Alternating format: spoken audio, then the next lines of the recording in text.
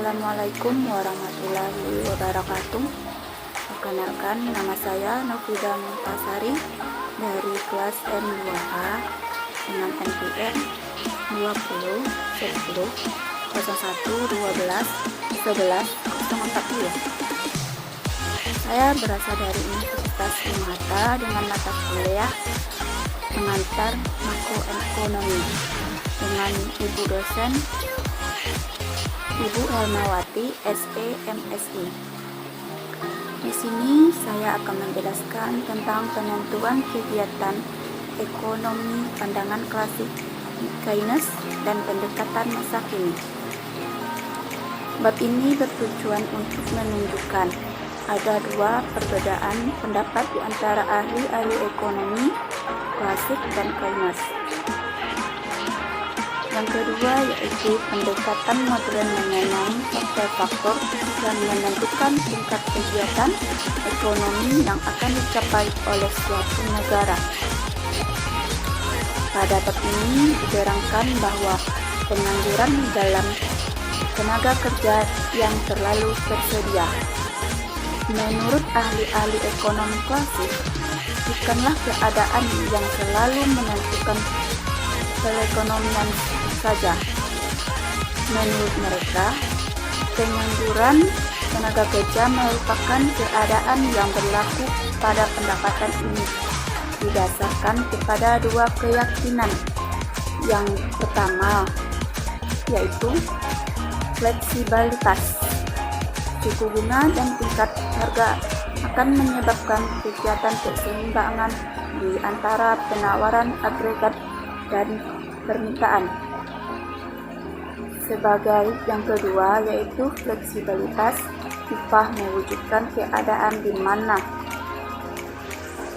permintaan dan penawaran tenaga kerja mencapai keseimbangan pada penggunaan tenaga kerja penuh.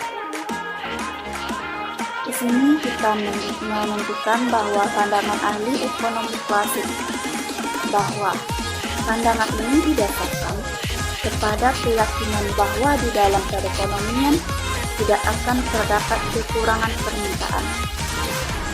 Apabila para produsen menaikkan harga, maka produksi mereka akan menciptakan jenis-jenis barang yang baru.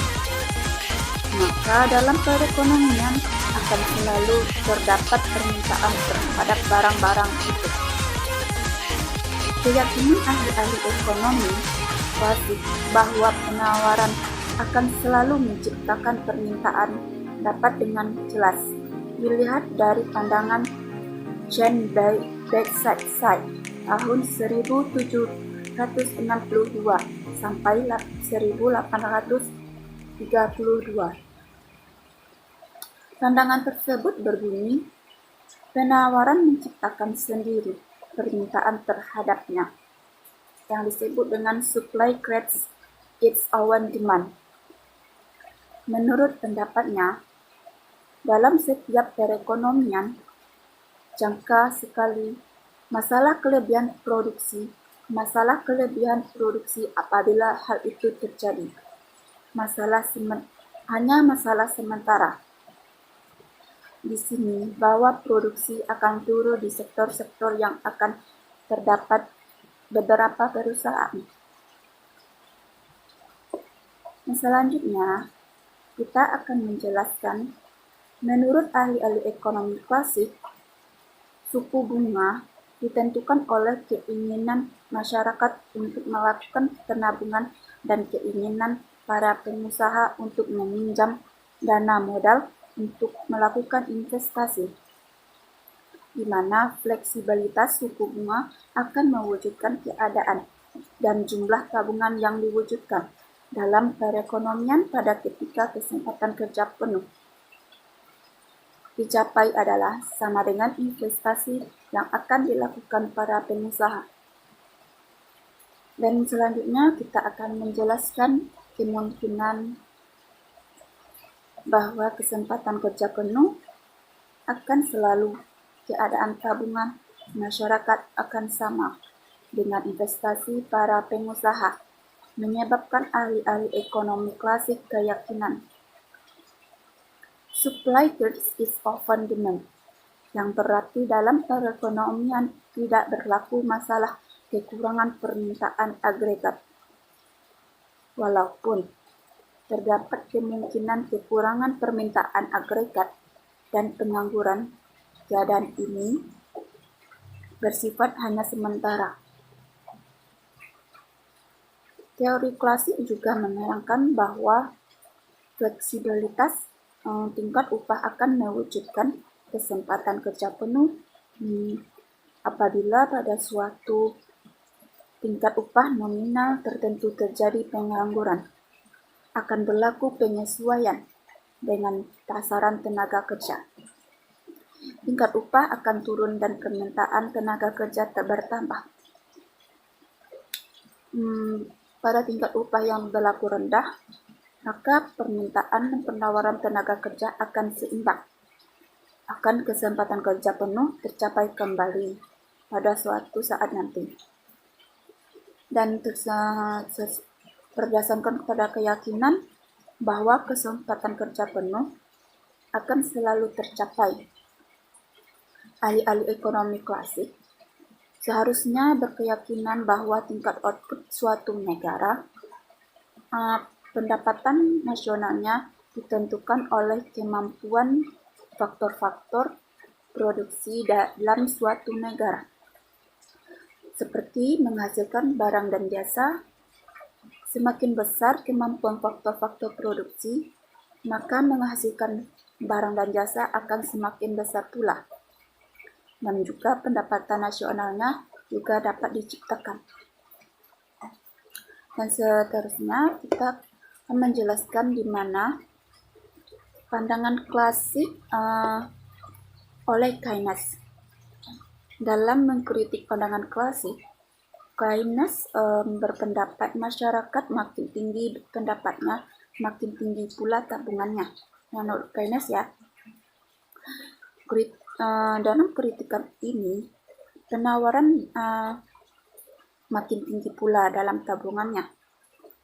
Keynes berpendapat bahwa suku bunga bukan ditentukan oleh penawaran dana untuk tabungannya, dan permintaan